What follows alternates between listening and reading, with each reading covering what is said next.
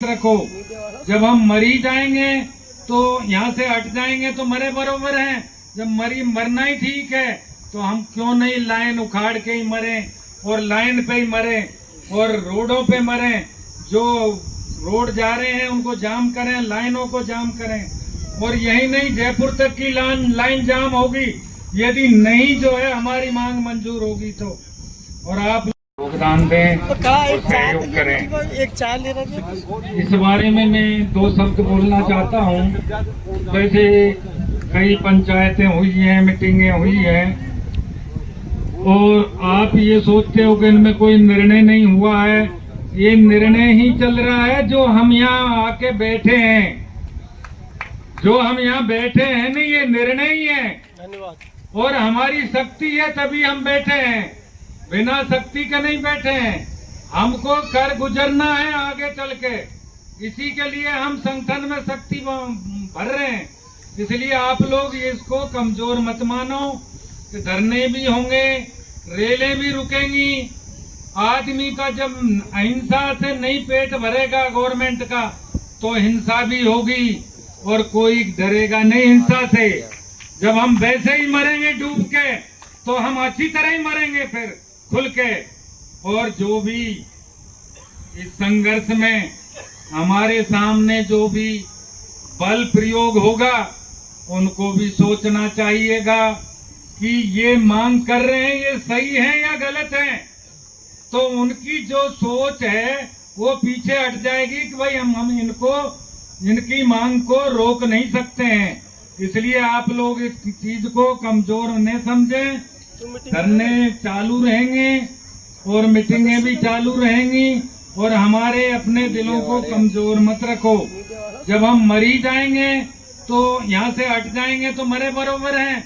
जब मरना ही ठीक है तो हम क्यों नहीं लाइन उखाड़ के ही मरे और लाइन पे ही मरे और रोडों पे मरे। जो रोड जा रहे हैं उनको जाम करें, लाइनों को जाम करें। और यही नहीं, जयपुर तक की लाइन जाम होगी यदि नहीं जो है हमारी मांग मंजूर होगी तो। और आप लोग इस तरह की सोच न रखें। मैंने पहले भी बताया था कि भाई जंतर मंतर है, रामलीला मैदान है, उसमें भी रास्ते हैं, उनका भी उपयोग होगा। और अब आप लोगों को उनका देखते हुए ये पाचना बांध की कमेटी में जो निर्णय लिए गए और लोगों ने लाइन पे धरने दिए उनका रिजल्ट भी देख लो। 1 तारीख तक उनका भी रिजल्ट आ जाएगा। और जो हम ये सोचते हैं कि हमारी कमेटी के सदस्य या और कोई लोग यहाँ से उनको सहयोग दें, ये हमारी भारी मूर्खता है। वो उनकी लड़ाई वो लड़ रहे हैं और हमारी लड़ाई हम लड़ रहे हैं। उनकी लड़ाई ये है कि बांध का पानी खुले और हमारी जमीन को सिंचित करे। और उनकी ये है कि जमीन में पानी की कमी रहेगी तो 35 गांवों ने और मांग लिया है तो वो 35 गांव के लिए डूंगरी बांध को बंधवाना चाहते हैं। इसलिए हमको क्यों सहयोग देना है, वो अपना सहयोग खुद करें और हमारी लड़ाई हम लड़ें। समझ में आया? और जाए तो देख के आ जाओ, कोई भाषणबाजी भी मत दो। वो खुद सक्षम है और हमसे ज्यादा उनमें एकता है। वो किसी से डरते भी नहीं है।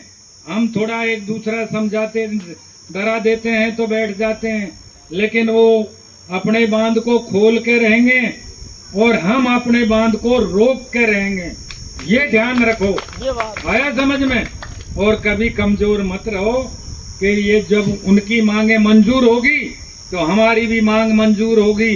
और गवर्नमेंट को चाहिए चेक डैम बनवाना, पानी को रख रखाव के लिए।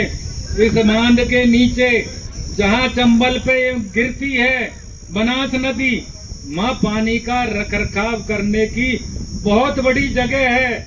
उसमें महाराष्ट्र तक पानी दे सकते हैं इस नदी का पानी।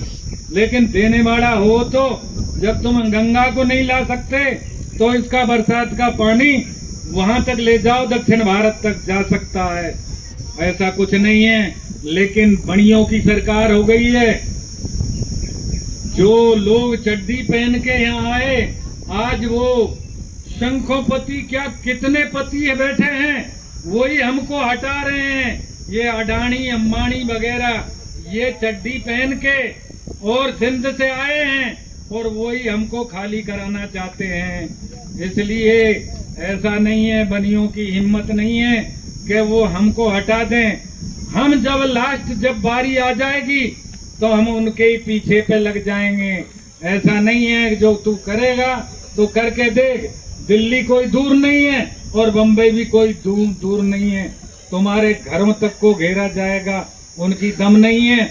मैंने उनके घर परिवार भी देखे हैं, एक अंगुली करते ही घर में घुस जाते हैं। आप लोग करते हो कि बांध बंधेगा, कैसे बंधेगा बांध बनने वालों के गुर्दे होने चाहिए, बांधने वालों के। और जब हमारे गुर्दे खत्म होंगे तो वो बांध बंधेगा, या दुकानें खुलेगी, या रोड होंगे, या सब कुछ होगा। इसलिए मेरे भाइयों, कोई चिंता मत करो, बांध बंधेगा नहीं। हिम्मत और एकता बंधाए रखो, हिम्मत रखो और एकता में बंधे रहो, कोई बांध नहीं बंधेगा। और गुजर भाई जो अलग हुए हैं उनको भी अपने नजदीक लाओ, उनको भी मिलाओ और उनकी बात वो करे वहाँ वाले। वहाँ के गुजर मीणा वहाँ जाने और हमारे गुजर मीणा हम जाने। आया समझ में? हमको दुनिया से कोई लेना देना नहीं है।